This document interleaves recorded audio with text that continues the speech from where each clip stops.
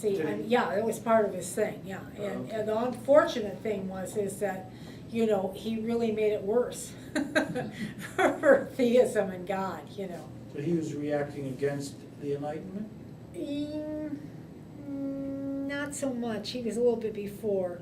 I think he was reacting against some ideas that were floating around. Maybe not atheism, I shouldn't say that, doubt too much, but he made it worse. A lot of these guys made it a lot worse. You know, the more they argued and the more they came up with these great ideas, the worse it became. the You'll worse it see got. that when I do atheist history, from, you know, you'll see like the Duns Scotus and some of the, you know, famous monks after Aquinas grounded faith, you know, religion kind of, or belief in God and everything, just on faith. They would, because they didn't feel it would hold up with logic, which Aquinas was trying to do. And so what they did was pin it on faith, and that didn't do too well later. So they kind of, you know, helped destroy it, really. Interestingly, great defenders. And why wasn't Hume an atheist? We don't know. Because everything you said, or you quoted him as saying. I know, he's being we an don't atheist. know. It's like, this is another thing, it depends what scholar you're reading at the time. I mean, I can read a book review sometimes in the New York Times, and the reviewer will say Hume was not an atheist, he was an agnostic. And then you read somebody else and you say he was an atheist. Now, if Boswell, the famous biographer, is telling the truth, he was the biographer of like Johnson. And Boswell always went around, but sometimes he wasn't really truthful. But he visited Hume just shortly before Hume died. Hume was dying and knew he was dying.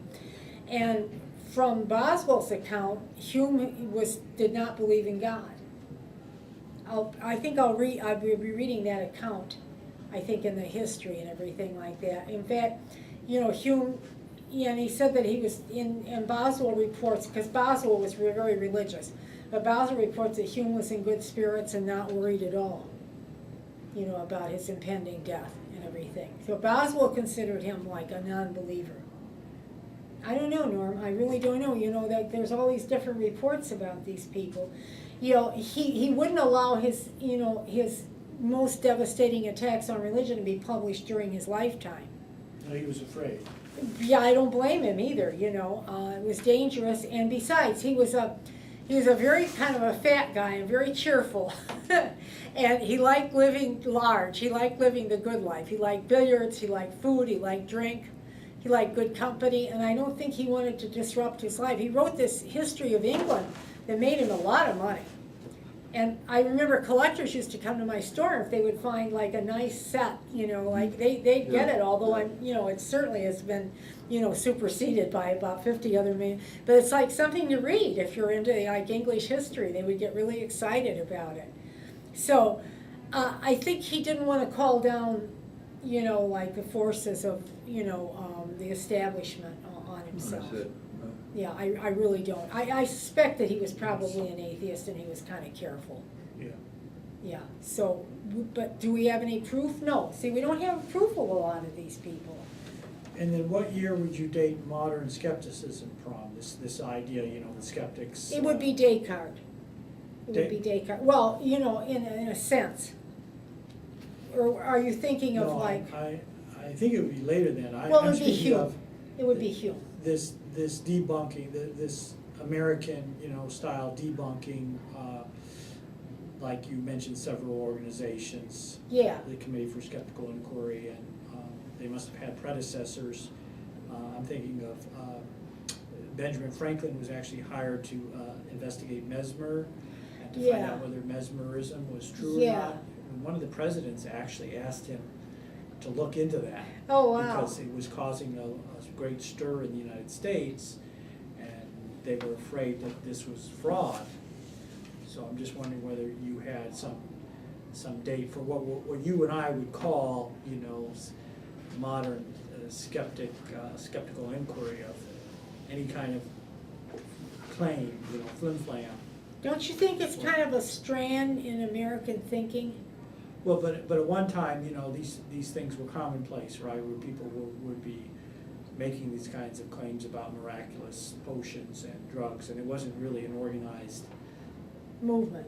movement to debunk it or regulate it or outlaw it, all of these things, you know. Good way to make money. The patent medicines, Yeah. Patent medicine's all the before snake the oil. FDA, you Yeah. could sell whatever you wanted to, Yeah. make any claim you wanted Yeah. to. Yeah. And there wasn't any kind of organization to say, no, you're making this up.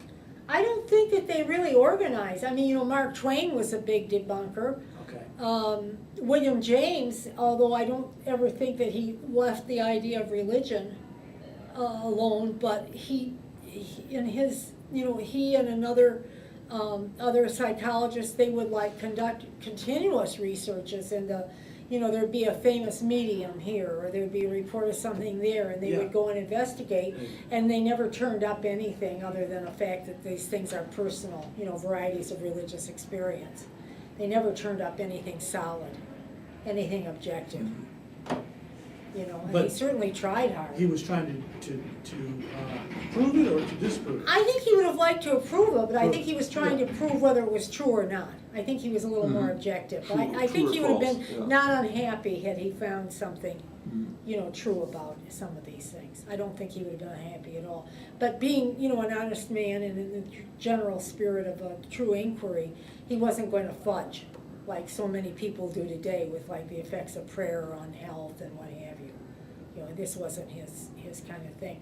I think this strain of skepticism runs through the American thought.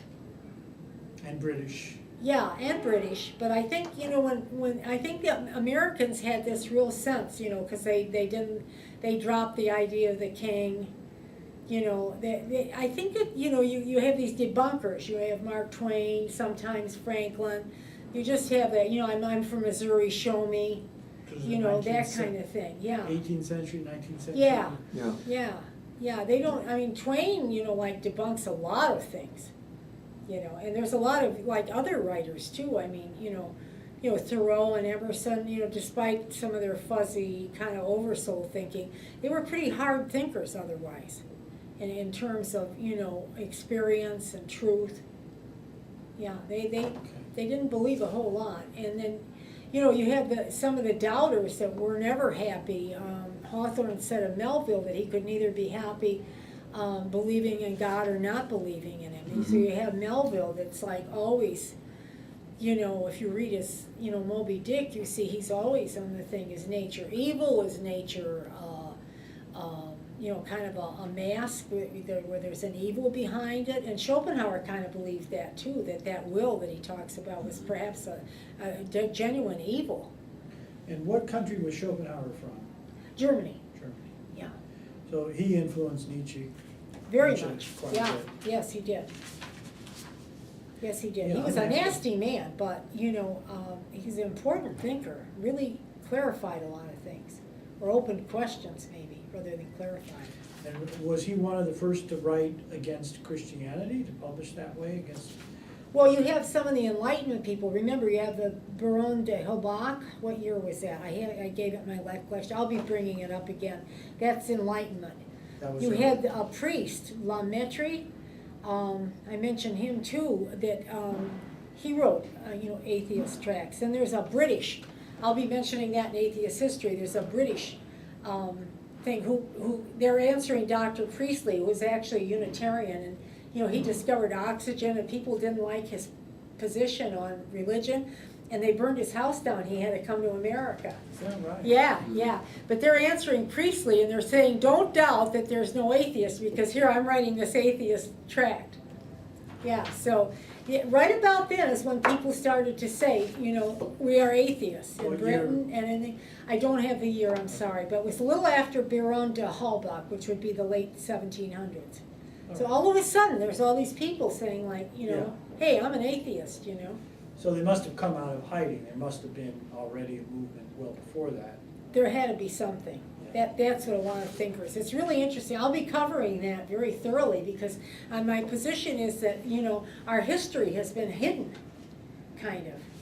And it's still in doubt, you know, and it's so hard. So you have some scholars. You don't have enough because I don't think it pays enough. You know, maybe they don't get published enough. But you have some scholars that have, you know, like studied the history of certain publications and what have you, and they believe that there was atheism earlier. I don't know if we'll ever know for sure, but I think there must have been. Well, Who would maybe- admit it? I mean, I wouldn't even admit that I didn't believe in the virgin birth back then. I mean, it's amazing how stubborn people were and how brave. Look in this country within our lifetimes, of our lifespans, to stand up and say, I'm an atheist. Yeah, I mean, right now. But they don't put you on the rack. No, but they can screw up your job. They can and- screw up your job and everything, but I mean, you were tortured, you were burned, Oh, you and they were torn to confiscated, pieces. your property, your Gave family. up your property, your family was turned out Yeah, the I road. mean, I can't believe how many brave people there were. And also, I think it was the historians who were writing about these people were Christians, so they weren't going to bring out those facts. That's the Thank you. trouble. About these people. Yeah, see, Who had first sources. been buried, yeah. Yeah, so as now historians also become non-religious, we're gonna get a more objective history about it. That's what I'm learning about the Jewish history every time I study Jewish history. It's all written by Jews, and guess what? They have an agenda. They're promoting a certain point of view of the Jewish people, Sure, and that's why it's so important that we're here studying these things as atheists yeah, and not as religious people. Our perspectives change. right. Even something as simple as existentialism, I think your perspective changes when you are an atheist, when you look at that, when you look at what they were thinking Mhm. about. Yeah, I agree. I think that's where I would encourage you to do more of that perspectivist thinking or lecturing, because you don't want it just to be another lecture on existentialism. It's like, how does this relate to us as atheists? Oh, that's interesting. Where is that common thread? Even if we never knew the term, we would rediscover Hmm. the sense of choice in choosing to be an Mhm. atheist as opposed to being an agnostic. Can an agnostic be an existentialist? Sure, if a Christian can, why not? I But mean, no, know. you see, that's a bastardization of the term. Well, it I'm seems to talking me about the silly. I mean, true, it seems yeah. to me silly. If you're Yeah. viewing the meaninglessness of the world, then Yeah. obviously there's not a creator who's creating meaning for the world. I mean, for you. Yeah, I So- mean, so it's where such is a the creator? stretch to say So- If it's a meaningless world, where's the creator? It's a hostile creator, Yeah. it's a well, you could say it it's is. a Well- belligerent, Yeah, the status. Greeks some Greeks believed that, ancient but Greeks. it's a stretch, that's a stretch. So, But they it's, did. I keeping mean, absurdity the Greeks had on- a sense that the gods were kind of arbitrary, and if they got in the right mood, they might trick you into some position you'd end up destroyed just because they were in that kind of frame of mind that time. Which actually makes a lot more sense than this all-benevolent God faced with this terrible world. Right, They that's were- how they could explain the randomness Yeah. of fortune. Yeah, well, God got mad that day, or that particular God, or maybe I didn't take enough flowers to that one, like temple, and I paid too much attention to that one, and this one got me. It makes a lot more sense, Yeah. But this was good, Mary, thank you. This is, I wish we had more time, especially on the existentialist theme. But I need to do more reading myself on it. Okay. That came to mind, I don't know if anybody's ever pointed out the parallels between Nietzsche and Ayn Rand. That's I an think that, interesting I thing. think that there's some parallels Yeah, there. there are, that's a good She point. didn't go insane or anything, but she was a recluse for many, many years and, suffered from depression. And just Did she suffer from depression? Oh, yeah. I find it hard to believe she was like always so certain of her ideas and things.